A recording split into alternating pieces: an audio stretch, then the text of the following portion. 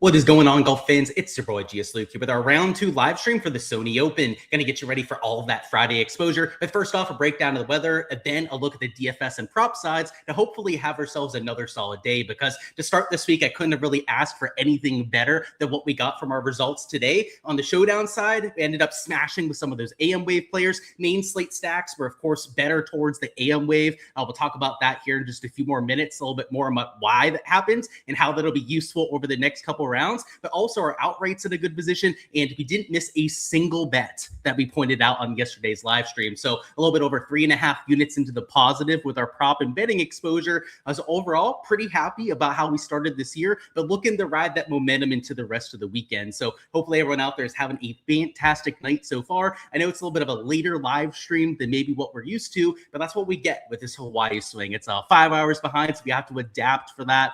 And you know that sweaty try-hard mentality. We're always going to be here with these live streams, giving you that info that you need. But they got man in the chat. Hawaii golf means no sleep for the tryhards. That is true. Amen to that. Welcome on in, man. We have Michael in the chat as well, who I know is always a late night guy. So this is right up your alley. And got C Floyd in the chat as well. Hopefully you guys are having a fantastic day, and don't be shy at all to hit me up with any questions. That could be player pool deep dives when we get to the shots gained metrics a little bit later on, strategy stuff for DFS, or even some bets or matchups that you guys want me to go through in the prop and the betting side. We're going to cover all of that here in this live stream. But without further ado, we've got a ton to go through here. Let's get this thing started. So we're going to start with a look at the metrics from today, the wave differences from AM to PM wave, and something that they changed on Bet the Number that I was really glad to see here in 2026 is they added a way to look at some of the live stats. And on here, you guys can see the AM versus the PM wave. And it was about a shot and a half advantage between the AM and the PM. So well worth stacking in your lineups. If you played Showdown today, I'm sure it went well if you went with some of those AM wave starters,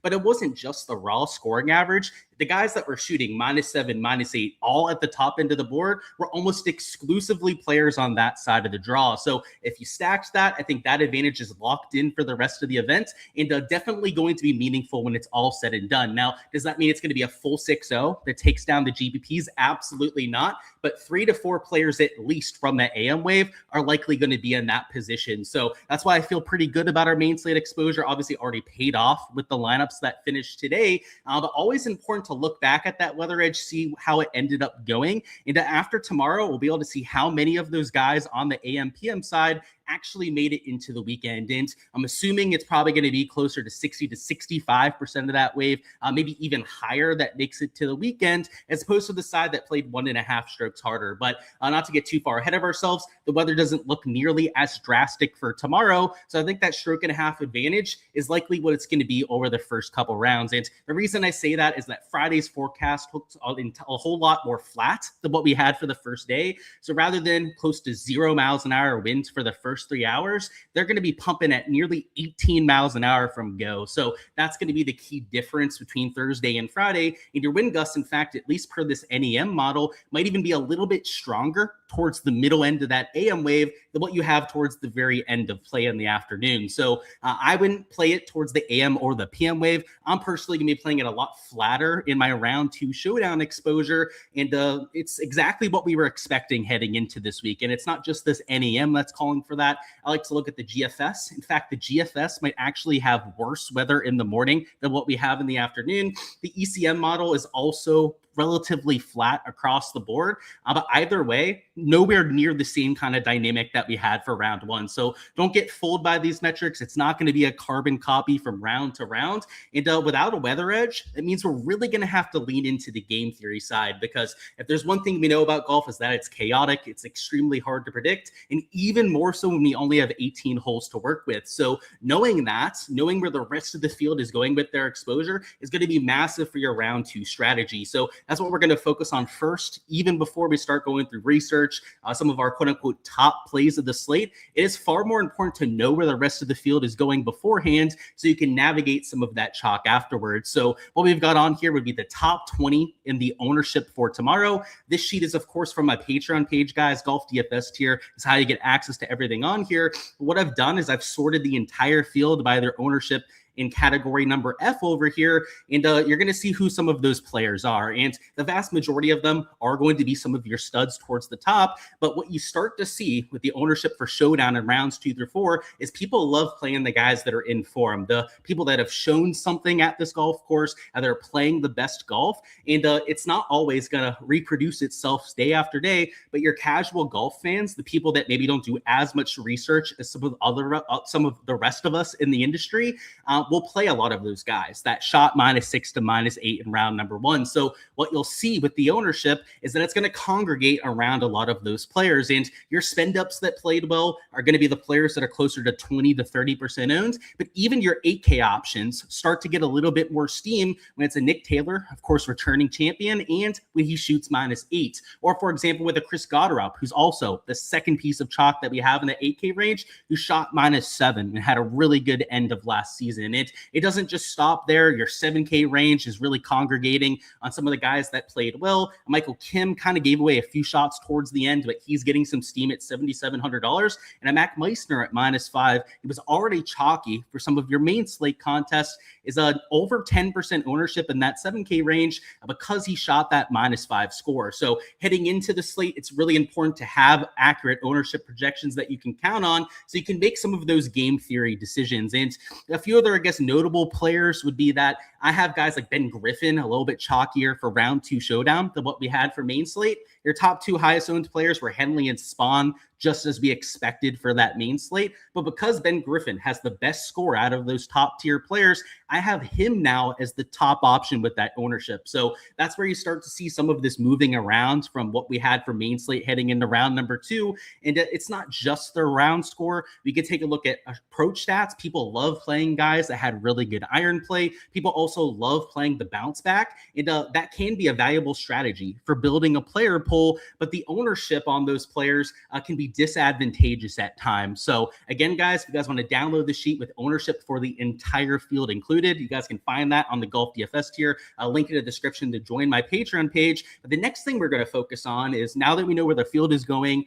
not really a weather edge for round number 2, is we've got to build a damn player pool. And the one thing that you'll hear from me time and time again, if you guys are a recurring visitor to this channel over the season, is that you need to be intentional about your player pool. I'm a big proponent of always having a rhyme and reason for every single player that you're getting to, and in particular for a round 2 Showdown slate, when we have 120 golfers in the field to choose from. It's not like we have 20 at the Hero World Challenge or 30 at the Tour Championship, and we're kind of limited with our choices, and you might have to pick a few out of the hat just for the ownership reasons. You've got 120 or sometimes 156 golfers to choose from, like we'll have in midsummer. You should have very specific reasons for why you're getting to plays.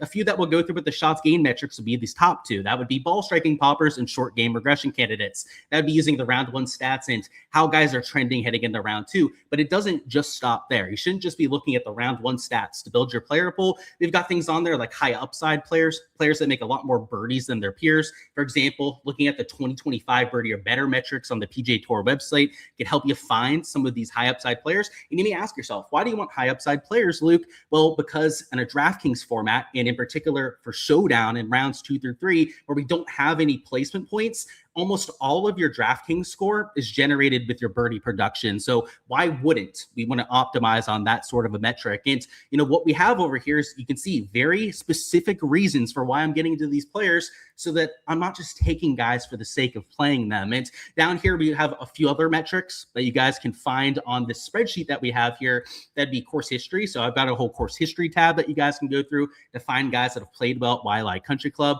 I think that that's very valuable at a golf course that we've seen as often as what we have here. This course has been around forever, so some guys have played it 5 to 10 times. You can use that kind of course history to their advantage. And then also Bermuda grass putters. That's the kind of surface that we have this week. If somebody can get hot on that Bermuda, that's another reason for me to get to them. And it can be a couple reasons that you have for your player pool. Let's say you're a single entry player. Maybe you don't have to have 4 to 5 reasons for your entire player pool. But as a 150 max player like myself that has about 40 people in my 150 max pool, I need a good amount of reasons to build that player pool out. So we're going to go through the shots gained metrics here together. That's kind of what these top 2 categories are really catered around, but it doesn't just stop there. Your research process should be as well-rounded as humanly possible. And that is what you guys will find on my Patreon page too, because not only do I have a player pool tab telling you guys who I'm playing in those 150 lineups, but also the why behind every single play, because I think it's important to have conviction behind who you're using in your lineups, not just to be given a core from, some quote unquote touter expert in the field that may or may not know what they're talking about. You should agree or at least have some sort of an understanding of why they're getting onto the plays that they are, so that you can make that determination for yourself. So I'm always somebody that if I'm tailing a play from somebody on like X/Twitter, I refuse to do so unless I can see their reasoning, and I tend to agree with their train of thought or their logic or the kind of stats that they're using to reference on it. So I extend that sort of logic, what I like to look for in plays to tail, and try and do that for my customers and for, of course, all of you guys on YouTube as well. And I think a lot of my members appreciate that. So with that being said, let's take a look at some of the shots gained metrics and see what we got from round number 1, and maybe a few diamonds in the rough that we can get into. And by the way, if there's any players that you guys want me to deep dive, now is the time for that, because the shots gained metrics are really our go-to when it comes to evaluating plays. So we're going to start with the ball striking category, then look at some short game regression candidates after. But let me catch up on chat and get a sip of this water real quick. What's going on? Jay, the football man, says, "You are the man, Luke. Let's have a day." Cheers to you. My water here. Nothing crazy on a Thursday night. What's going on, Beach Bum? He said VJ sings 6 birdies and in position to make the cut in 2026, the kicker towards the end. Wild stuff. And I was kind of giving him crap to some of my buddies that he had actually taken up an exemption and played. But hey, if he's going to make the cut and put up that kind of performance, then all the power to him. So cheers to you, VJ. I hope you make the cut and prove all the haters wrong. Who I was a hater before today, so I got to call myself out on that. He said he made it to a live. Let's go. Yeah, I know you're a late night guy, so welcome on in. And yeah, smash the like button if you guys haven't already. Can I deep dive some Chris Wrighton for sure? And can we do the deep dive on JJ Spawn for sure? We're gonna go through the shots gained together, and then we'll do those deep dives in chat. And again, if there's any other guys you guys want us to go through, let me know now so that we can circle back to those. But the first thing I'm going to go through would be the shots gained ball striking. And this is always our go-to for building our player pool. In fact, out of those 5 tags that we have for tomorrow, this is the most substantial of all of those 5 tags. And the reason for that is that ball striking is by far the most consistent stat from round to round.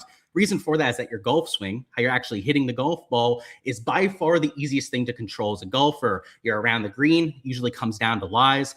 Shots gained around the green, by the way, does not account for how good or how bad of a lie you have. It's just pure distance from the hole. So around the green, by the way, just to kind of talk crap on it, it's an extremely flawed stat, and more on that later. Putting as well, right? Putting, you could have a 6-foot downhill slider that is infinitely harder to make than a 15-foot directly uphill putt. So the around the green and putting stats are a little bit harder to rely on. Whereas if you're reliably hitting fairways, hitting the ball longer than your peers, hitting the ball to 10 to 15 feet, you're going to get that reward. But the ball striking categories, and sometimes the ball just doesn't end up going in the hole when you have all those kind of birdie putts. And I think an example of that would be an Aaron Rye today, a Nick Dunlop even. You can see he gained over 4 strokes in the ball striking categories, but he was about a neutral in those 2 short game categories. And it's not like he killed himself in those 2 categories. I mean, neutral is it's average, right? We can call it out what it is. It's mediocre. It's not really what we're hoping for from that sort of a play.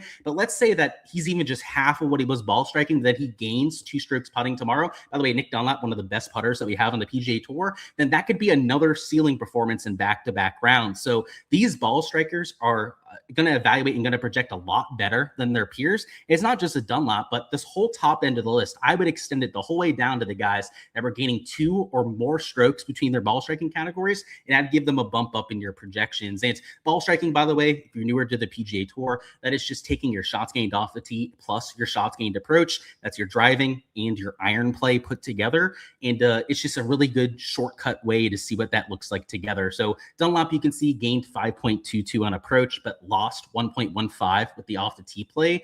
That's where he ended up just over 4 strokes collectively, but got her up at 3.75 strokes, was number 2 at the field. He made some putts, so that's why he actually had a better round than Nick Dunlop, despite having slightly worse ball striking stats. But it's not like he putted way over his head. Like 1.6 strokes into the positive is just a slightly above average round. Like somebody like Chris Gotterup's going to do that a lot more than his peers. And Hao Tong Lee, his first PGA Tour start of 2026. Hao Tong, by the way, is a legend. Long Dong Hao Tong, as I call him, is going to be a mainstay in Showdown all year. He gained 3.5 strokes ball striking, so I'm going to him in some of my lineups tomorrow. Kurt Kitayama, 3.5 strokes ball striking. He also only gained about 0.5 with the putter. These guys that gained over 3 strokes ball striking and let's say less than 1 stroke on the greens are almost auto plays in my player pool. And it's honestly ownership dependent. Like you've got to make sure they're not going to be 25 to 35% owned before I'm making them an auto play. But if they're average to maybe just slightly above average ownership and they're towards the top end of this ball striking list, then there's a really good chance that you're going to see them in my player pool. So John Perry, he's also from the DP World Tour. It's his first ever start on the PGA Tour. Good on him. He did gain 1.5 strokes putting though. So I don't want to say he can't repeat that, but this kind of shots gained profile is probably like a 6.5, 7 out of 10. It's solid for sure though. Nick Taylor, returning champion. He didn't just gain ball striking, but he also gained 3 strokes putting.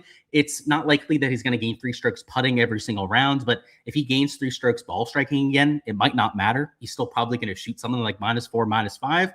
And Alex Smalley at 3.2 shots gained ball striking is solid. McGreevy gained 3 strokes ball striking, but actually lost over 2 strokes with the short game.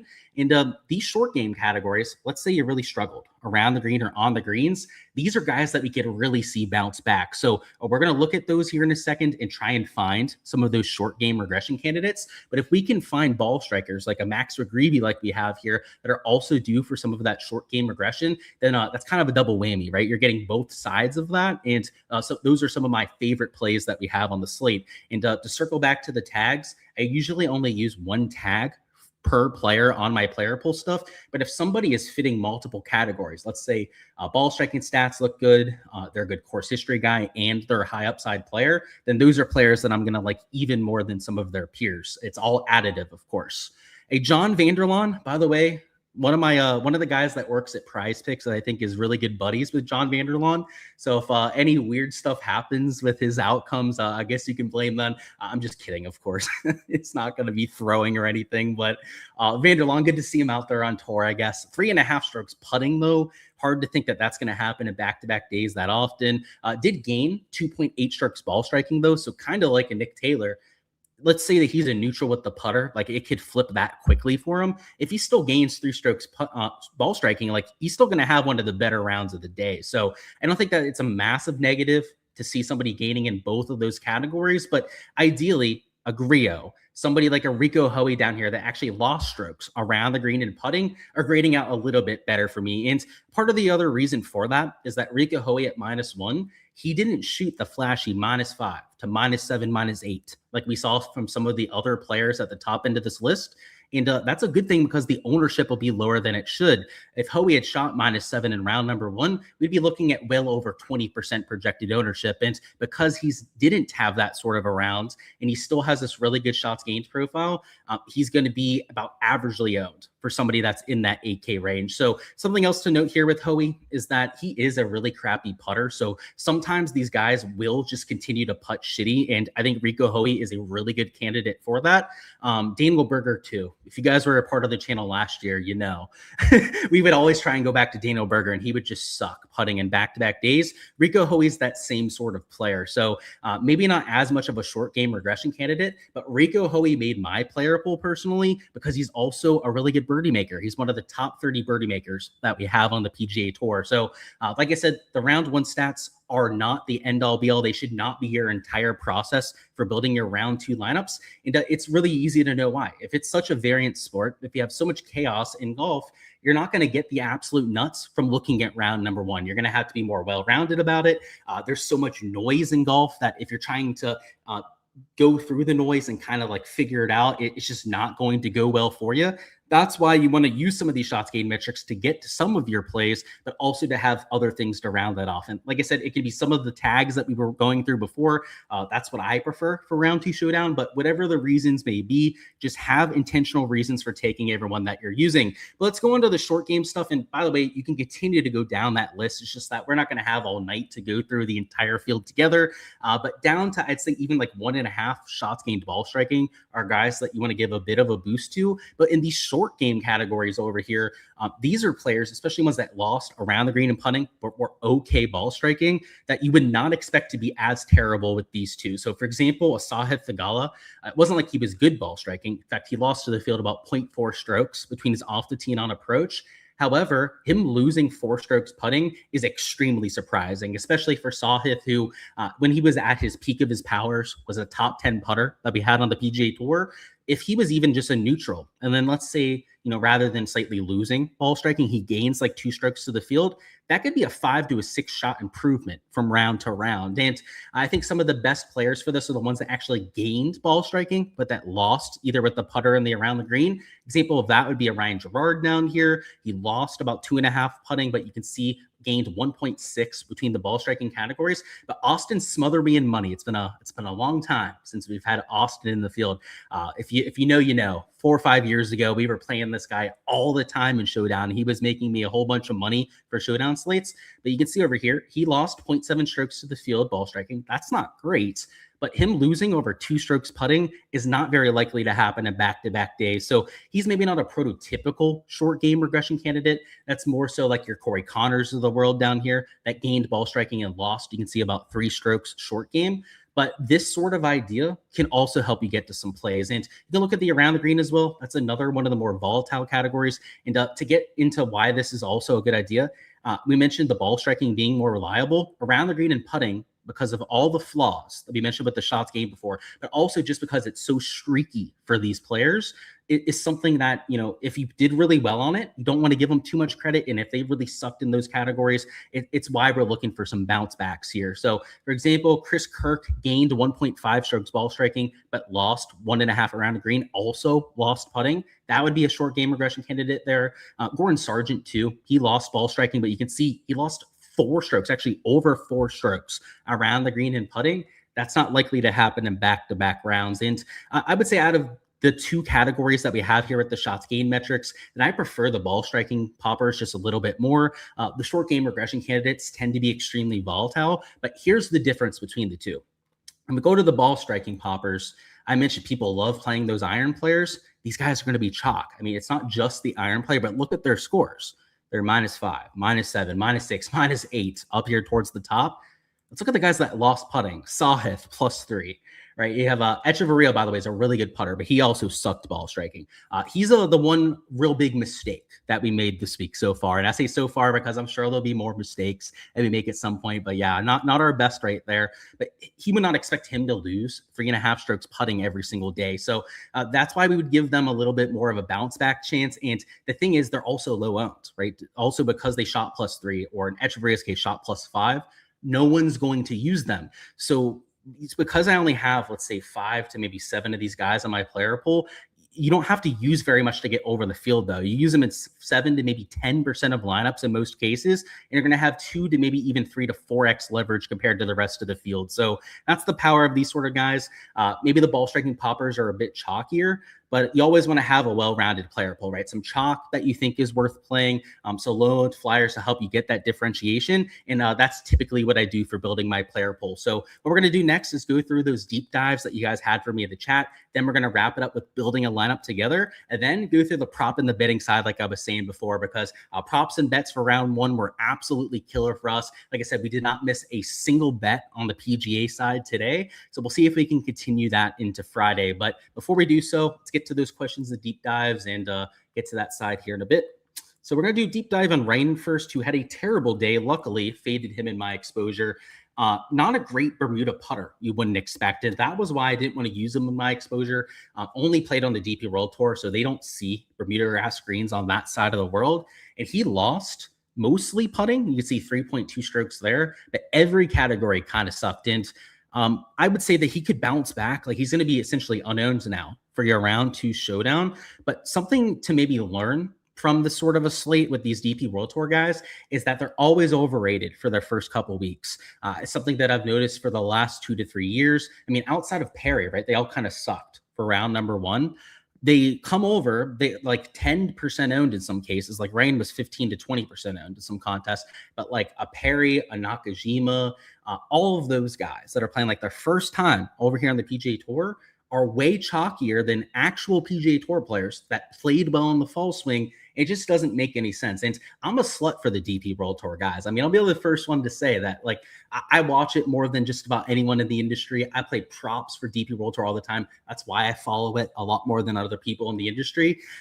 Even then, I didn't play a lot of these guys because of the ownership. Like, they were just getting far too much. So maybe something just to keep in mind for the start of like next season is you're going to hear a lot of touts like talk up these DP World Tour players.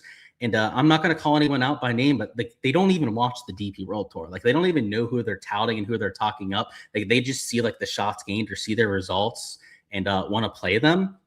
That may work out every once in a while, but I've seen it go the other way quite a bit as well over the last couple of years. So yeah, Ryan's stats not very good. I know we wanted a deep dive on Spawn, so let's go to that one next. Spawn gained ball striking 1.5 between off the tee and approach, and gained around the green and putting too. So this would have to be like a 7 out of 10 stat profile. And the reason why it's not better than that is because it was just okay ball striking, right? 1.5 strokes is right on that borderline of when I would start to give guys a bump or not. And then 1.2 strokes around the green. I believe he chipped in once, and that's how he got to that sort of a number. Not really that repeatable from round to round. So I still like Spawn. He's one of the top 50 birdie makers on tour. Part of the reason why I'm using him for tomorrow. Also really good course fit. Played well at this course last year. Had that top 3 finish. The shots gained profile is just kind of like mediocre for him. Like a Spawn, we're looking for an 8.5, a 9 out of 10 shots gained profile. Usually when we're playing him as like a ball striking popper. But it's some of the other reasons why I think he's going to be good this week. Deep dive on Ryan Ben Griffin. Absolutely. So let's start with Rye, who I know you mentioned in chat earlier, right, that he was missing all those putts. And your eye test was spot on with that because he lost a little off the tee, could have been more accurate. That's typically why he'll lose in that category. But he gained on approach, could have been better there as well, only 1.1 strokes. But we're kind of being nitpicky if we're saying that. But the real issue, and I'll put that in quotes because he lost 0.2 strokes to the field today. It really wasn't a bad round. It was just an average day, which is going to happen for a lot of these tour players. But he lost 1 stroke between the around the green and the putting. This is a 6.5, a 7 out of 10 stat profile. And he did not have nearly as good a round as a JJ Spawn, right? And the reason for that is that he has a very sustainable set of shots gained metrics. In fact, you would say that Aaron Rye is more often than not, probably 75% of the time, going to improve from what he did on round number 1. So Aaron Rye, somebody that I'll be looking at in Showdown tomorrow, probably in the prop format as well. I think that would make a lot of sense. Then who else? You wanted to look at Ben Griffin. Oh, Ben Griffin striped it today. There was really nothing he did wrong. You can see gained across all 4 categories. Did only gain 0.3 strokes on approach. So I guess if we're being super unfair to him, right, we're trying to find a reason to complain, it would be that the most important stat category, your iron play, was the one that he was the least good at. However, gaining across all 4 categories is fantastic. It's exactly what we want from our golfers. And maybe a little short game dependent. Gaining 3.3 stroke short game is not something that he's going to reliably do every single day. But yeah, it's still a 7 out of 10 stat profile. Like you look at that as too much of a negative just because he made so many putts, right? Like he's the kind of guy, like it's not talking about like a 6 or 7K range player or somebody that's like 100 or 200 to 1 in the odds that's doing that. It's Ben Griffin who was one of the favorites heading in. So I think that's a, like I said, solid stat profile. He said a ton of guys at 3.5 birdies. He said, the birdie average was low, but it looks okay. Yeah, so I'm looking forward to the prop side. I haven't seen anything yet as they didn't have any boards posted before we went live there, but that's interesting. The average was like 3.8 per round today. We're going to go through that here together. It was lower in the afternoon after the wind kicked up. I believe it was closer to like 3.55 per round, but maybe we can find some value at that 3.5 to snag an over. And you said, yeah, Knapp for 3.5 birdies. Yeah, we're going to get to that here in a second on the prop side, but he was a top 30 birdie maker on the PGA Tour list last year. I think I could get behind that sort of thing, especially Jake Knapp hits the ball low. It's a good call on Eric Cole. Now that it's an option on Hard Rock, will I stick to the no draw bets? Yeah, so that's what I've been doing, Frankie. So for the last 3 to 4 months, that's been mainly the market I've gone with. And it's by availability. They don't always have that market up there. But yeah, if they have it, that's my favorite because they misprice it all the time. So yeah, thank you on the props there on the Eric Cole. And we'll try and run it back tomorrow. You said, how did Jordan L. Smith do? Let's take a look. He played well, by the way. He was one of the DP World Tour guys that played well. And yeah, I played him and Perry this week. So I really lucked out on getting the DP World Tour guys right. But you can see the shots gained profile was mostly ball striking heavy. He gained 1.46 off the tee, lost 0.67 on approach. I believe that was towards the end. He was gaining for a lot of his round with that iron play. And then it was about an average in the 2 short game categories. It's a 5.5 out of 10 shots gained profile. It's not that impressive, but Jordan L. Smith, by the way, is a ball striking phenom. Somebody that off the tee on approach, we can expect to be a top 50 player in both categories. It's always going to be whether he can putt or not. And in round number 1, you can see he just lost a little bit to the field. It's actually a pretty good day for him on the green. So that'll be something that we'll have to track on him over his first couple events. And just like we had with Ryan, this is going to be one of the first times that Jordan Smith has really played on Bermuda. Now, Ryan, I think it's literally his first ever PGA Tour start, at least like outside of the Scottish Open. Jordan Smith has played over here at least a couple times before. So maybe he's not as new to the surface, but still could struggle on that grainy Bermuda grass at least the first couple times out. But let's build a lineup. Let's put this together and then get to the prop and the betting side of things. And the main thing that we want to focus on for our round 2 lineup construction is just making sure that we're getting enough leverage in our lineups. And a lot of that is going to depend on the kind of contest that we're entering. If we're entering a large field GPP, then we're going to be really worried about getting guys that are sub 5% owned in there. Whereas if we're playing in a cash lineup, then it's not really on our head at all. We're just trying to prioritize our projections when we're playing in a cash lineup. And a single entry, by the way, would be kind of like in between the two. In a single entry lineup, you do have to incorporate ownership because you're still playing against 100 to maybe 1,000 other people. However, because it's only like 100 to maybe 1,000 other people, as opposed to 10 to 50,000 other entries that you're playing against, your duplication chance is a whole lot lower. So ownership matters, but not as much as in a large field GPP, but it's kind of like a sliding scale. So what we're going to do here is we're going to take it to the full extreme, is we're going to play this for like the big $5 or $25 GPP, as chalky and as big a contest gets on DraftKings for round number 2. And in those sort of builds, it's going to be at the utmost importance for us to get some leverage in there. And while we would want to go to the ball striking stats and play all of the guys, right, that hit the ball well today, well, if we did that, our lineup's going to be way too chalky. So it might be okay to take 1, maybe 2 of these guys towards the very top. But in most cases, if you can find somebody that maybe just had an average day, but maybe it's checking the course history box, maybe it's checking the high upside box, the Bermuda grass putting, again, some of the stats that don't rely on what happened in round number 1, you can get to some low-owned players instead. So in the large field GPP, that's the kind of strategy that I would prefer to take in this sort of scenario. I'm actually going to bring up my player pool so I can make sure that who we're actually plugging in here are going to be guys that I'm using in my exposure. So just 1 second while I bring up the uncensored version. So up top, if I'm looking to get different with my player pool, the top 3 players, that would be a Henley, a Griffin, a Spawn. They're all over 25%. But like going down to Hideki as your first made in on a lineup, I've got him at sub 15% in my ownership projections. And I've got him down as a course history guy. So we're going to start our lineup off with him just because we're building for the large field GPP. Second man in, we're going to go with the Siwoo Kim as well. And while we could call Siwoo Kim also a course history guy, he's won here before, also has some top 15 finishes. He's a ball striking popper. And to go back to that list, if we sort this by ball striking, we got to scroll down a little bit, but you'll see that Siwoo Kim down there gained 1.989 shots gained ball striking in round number 1. He's somebody that you could throw in and get some differentiation with. So rather than going with these guys that are closer to 25 to 30% owned, we're getting about 30% combined ownership on these 2 players together. And we're going to have more salary to work with. So this is where the lineup construction starts to change a little bit compared to what I'd be doing like in single entries. Single entries, I wouldn't have any concerns playing guys like a Henley, a Griffin, a Spawn towards the very top.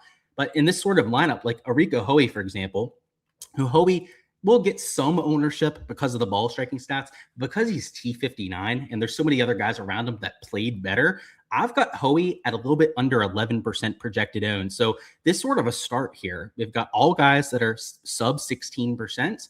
And look at that. We still have $7,500 remaining, which is plenty of salary flexibility. So let's find another relatively low ones play in the 8K range to build around.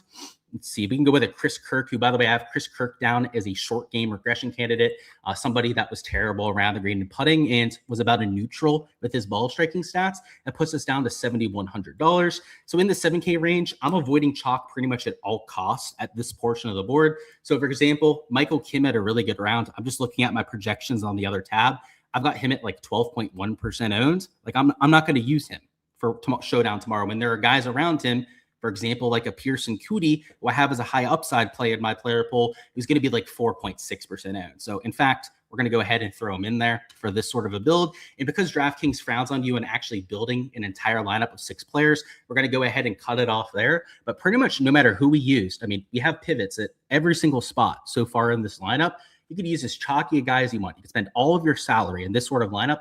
No matter what you do at this sort of a number, you're going to be duplicating yourself in next to no cases. You're going to have plenty of leverage to move yourself up on those contests when your players hit. And that's exactly what you want for round 2 Showdown. Because like I said, when we first started this live stream, golf is already hard to predict. But when we have an 18-hole sample size, it has ramped up even more. So you want to embrace that chaos as much as possible. And it's not like we picked these names out of a hat, right? To get back to the player pool segment, these are all low-owned guys that really didn't play well today, but there's a rhyme and reason for playing all of them. Again, high upside Pearson Cootie, short game regression candidate Kirk.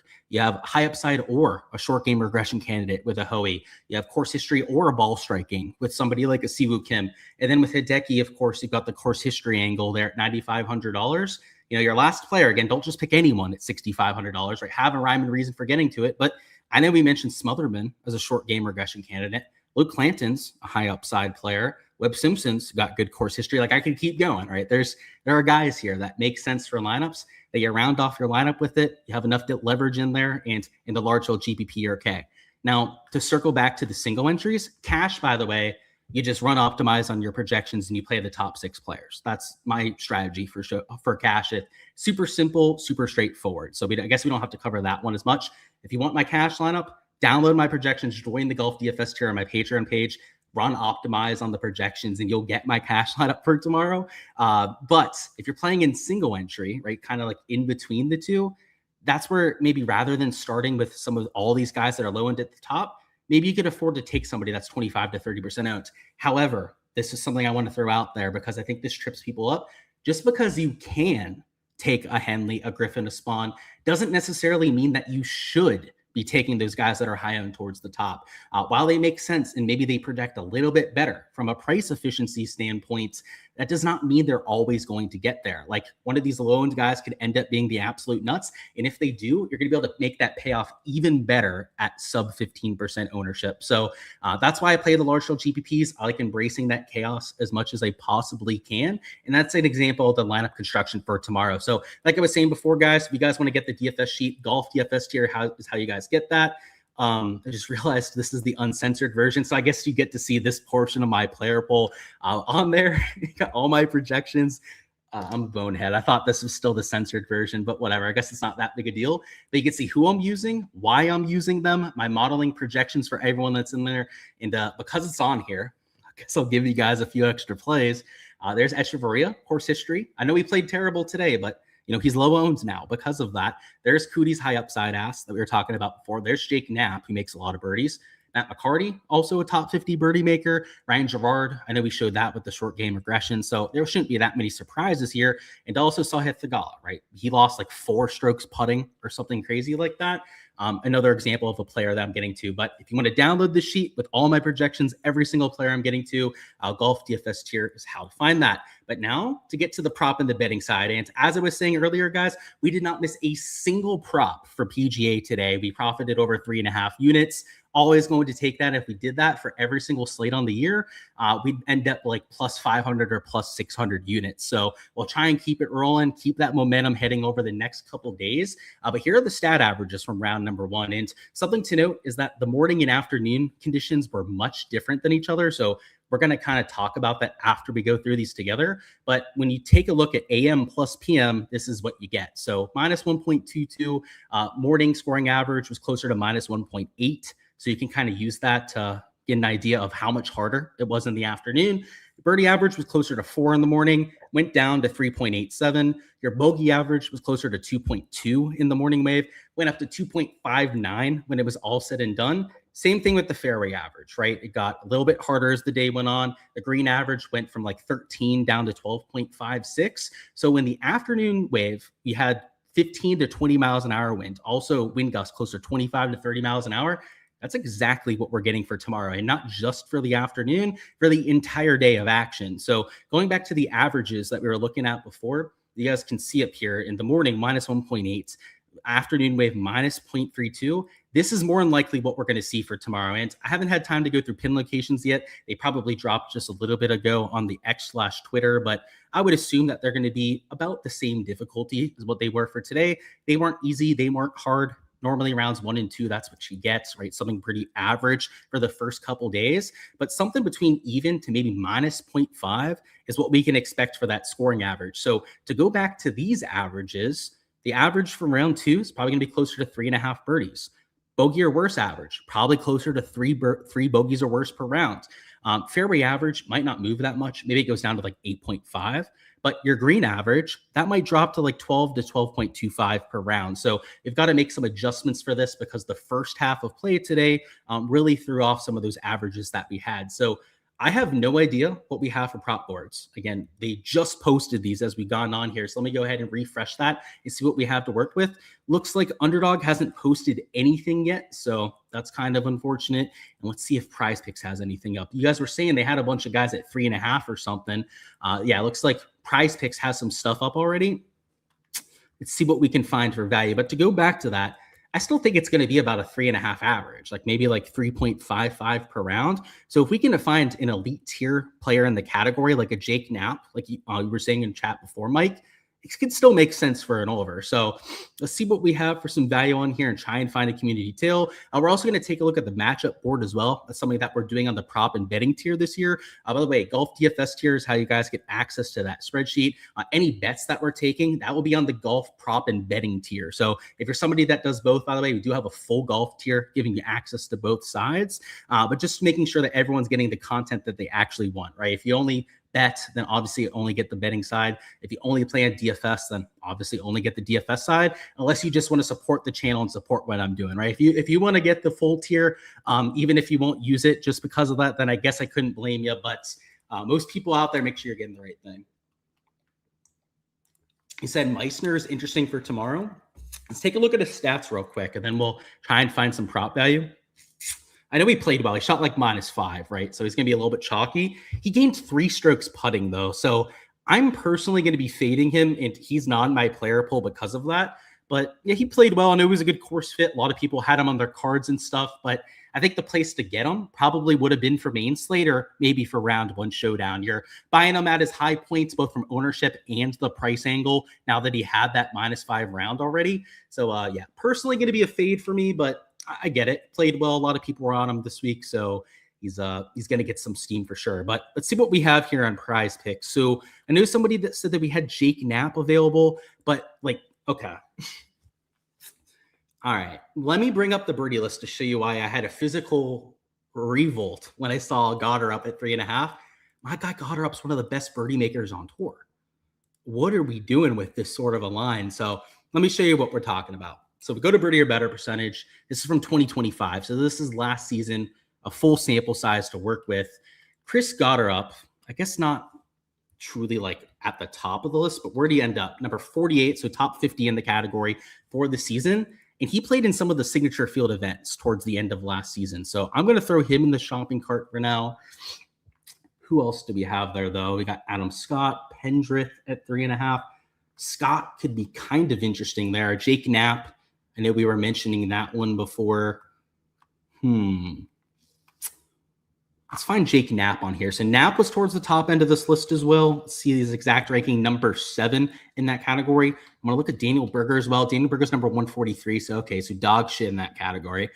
Don't want to use him for that sort of thing. I am curious where they have this strokes board, though. So 69.5. So we got to shoot -1 to cover. It's not asking too much. And I think the scoring average is going to be about -0.5.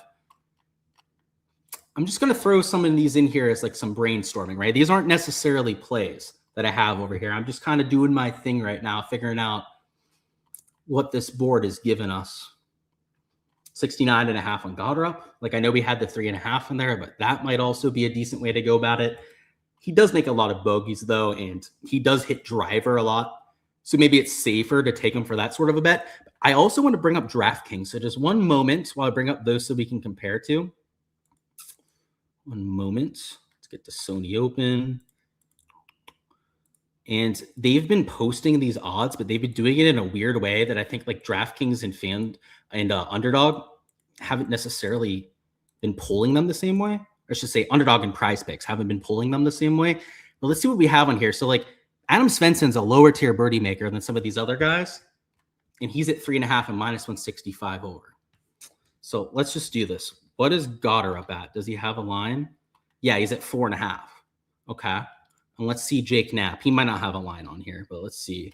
Yeah, so Jake Knapp doesn't have a line, but like Adrian Sadier is a lower tier birdie maker and he's at 3.5. So yeah, we're going to lock in these birdie lines for sure. So we're going to take these two. I can only max it out for 5 on this main account. As you guys know, I've been limited to literally the lowest amount possible on Prize Picks. So I'll have to get my exposure after we get off live stream on my main account. But 2.75x payout for those 2 overs, I'll take all day. You're talking about top 50 players in the category, an average that I have at 3.5 to 3.6 per round. And I know conditions are going to be tough, but you've got 2 par 5s that are still going to be easily reachable, potentially drivable par 4 in there as well. And then obviously a whole bunch of wedge holes because of how short of a golf course it is. Sure, the ones that are into the wind might not be as scoreable, but if the average, and again, this isn't the strongest field that we have of the year. This is a pretty average tour event. If the average is going to be 3.5 to 3.6 per round, then I have those as pretty obvious values towards the over. Golf course is still going to be soft. In fact, we entered those 2, but there could still be some other pieces of value to take on this board. Like I'm going to look at Ryan Gerard. Like I feel like he might have a line. Let's look at Brian Harman as well. Like those are guys that are playing well heading in. Gerard's at 4.5. He is -190 under, but that's probably still value towards the over because it's a whole birdie higher. And then Brian Harman is only -175 towards the under. So you know what? They're not a lead in the category though, so maybe they're not the best choices to take for that sort of thing. I mean, I was only going to do 1 slip to start with, so I guess we could cut it off there. But like for the exposure that I'm going to add tonight, this won't just be it, of course, right? I'm going to have other exposure that I'm posting on the Patreon page. It might be some of these guys at 3.5 because, I mean, if the average is 3.5 to 3.6 per round, you don't have to be elite in the category to cover that sort of thing. And while Harman might be like 150 or something in birdie or better percentage, he plays a much harder schedule than a lot of the other guys on tour. So that's part of the reason for that. I think a Billy Ho might make some sense for the over. I know that he's returning from injury, but he's historically a pretty good player on these shorter golf courses. Feels like the way to attack this sort of slate. And I do want to go back to PGA just to see if maybe they posted something on Underdog, but yeah, still looks like just the tournament finishing position that they had up there before. Let's go to some of these 3-ball matchups. And I do like the head-to-heads a little bit more, so we'll refresh this just in case they have those posted. But yeah, doesn't look like they've gone around to it quite yet. So let's go through some of these 3 balls and see if we can find something to tail, because on the prop and the betting tier, not only do you get the Prize Picks and the Underdog exposure that I'm getting to, but also all the sportsbook stuff that we're entering. If you guys were there for the round 1 live stream, you guys remember we took Eric Cole versus Zach Blair. Was only a 1-stroke victory, but hey, a victory is a victory. It cashes the same regardless. We'll see what we can do here with these 3 balls though, who are a little bit different with the odds. You've got 3 players to choose from. And if you're just following this for the first time, I like to go with the big long shots with these 3 balls. And I won't normally just bet one of them. I'll bet like 3 to 4 of these long shots that are like plus 200 or more. And as long as we cash one of them or 2 of them, depending on how many we're entering, you'll end up into the positive for the round. So that's what I'm looking at here. I'm looking at some of these guys that are towards the bottom end of the odds. Don't think I can do it on Vijay Singh, even though he looked like he found the fountain of youth out there today. But like maybe a Sahith? Out of the ones that I've seen so far, right, he's that short game regression candidate with the shots gained metrics, and he's plus 225. Like, we'll line shop it. We'll see what he is on DraftKings and maybe make a determination on that one. But let's keep going through these. There's an Aaron Wright plus 200, especially because Nick Taylor putted over his head. That might even be one to potentially line shop. But let's keep going through these. Hoey's the favorite in that, as you would expect. McGreevy should be the favorite. His stat profile is probably the best of anyone that we had from round one. If I had to give like one favorite play for round two, it probably would be Max McGreevy based on what we've seen here so far. Let's see, Waialae, Svensson, Ramey. Yeah, it might be one of these two or even both of them that we end up entering for the 3-ball. But for completion's sake, I do want to see some of these. There's Adam Scott at plus 225. Morikawa looked completely lost. So I don't want to say it's a head-to-head between him and Spawn, but he's probably the second favorite I would have on that sort of matchup, but he is the whole way there at plus 225. Clanton's plus 240. That might be good enough for me to get to because Meissner putted over his head. SH Kim, I'm not that worried about, so maybe he's one that we can mix in. Yeah, not going to take Goddard up on that. Not against Griffin and Henley. They're two juggernauts that are going to be pretty difficult to beat. Spieth looked pretty good. The fact that he's plus 240 is kind of surprising to me. Let me see what the numbers on DraftKings look like on these. So let's go to the Spieth one first. Matchups, 3-balls, and then let's search these. So Spieth is plus 220. Okay, so slightly better number on a site like Hard Rock Bet. So I got Clanton and then Rye next. So Clanton's plus 195. I mean, that's a huge difference there. So out of all the ones that we've seen, that's probably the best quote-unquote value. But let's find Rye and let's go through Thagala as well. So I'm going to look at Thagala first. That one really stood out to me. It's actually the closest value of all the ones that we've seen so far. And then let's go to Rye too. So Rye's plus 175. That's also a pretty good number there. We're going to do two of them because like I said, they're longer shot bets. So we're not just going to take the one for minus money like we did for yesterday. Clanton's going to be in there for sure. I'm tempted to take Spieth out because you guys know I just like Jordan Spieth. But plus 240 is absurd on that. You know what? We could do even three of them because they're all plus 200 or more. We'd still profit if any of these three hit. And that's what we'll do. We're going to take these three for singles. I'm going to go with a half a unit a piece on all of these. And if we end up hitting any of them without a tie, of course, a tie does slightly impact your payout on these, of course, with the kind of dead heats that you have. But if we hit one of these outright out of these three, we'll automatically profit on the slate. And let's say that we hit one with a tie, and then one of the other ones is also a push. We could also potentially end up profiting that way as well. So these will be the three that we have on the matchup side. And I do like the head-to-heads. So when we get that market on Hard Rock Bet, I'm going to be seeing what kind of value that we have over there.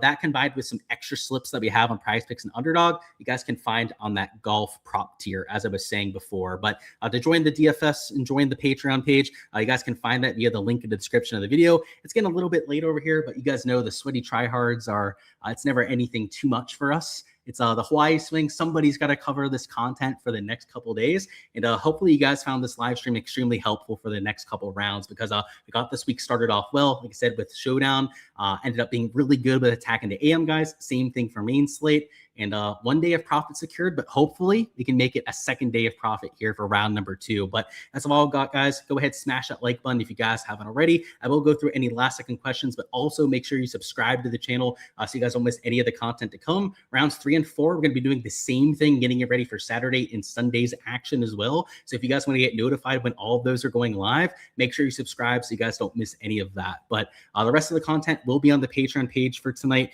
And let's see. Yeah, you were looking at Patty Rogers at 3.5 birdies. So I don't think he's as elite in the birdie or better category, but like even he would be decent at that kind of number. He's actually number 46 in the category, so a little bit better than Goddard. His strength of field is a little bit worse than Goddard, so that's why, you know, Goddard's 48 is maybe a little bit more impressive to me. But yeah, that looks like line value. And in fact, I do want to see if they have a line for him on DraftKings. Feels like he might be somebody that would have a line, but we'll double check to see. So yeah, nothing posted for a Patty Rogers.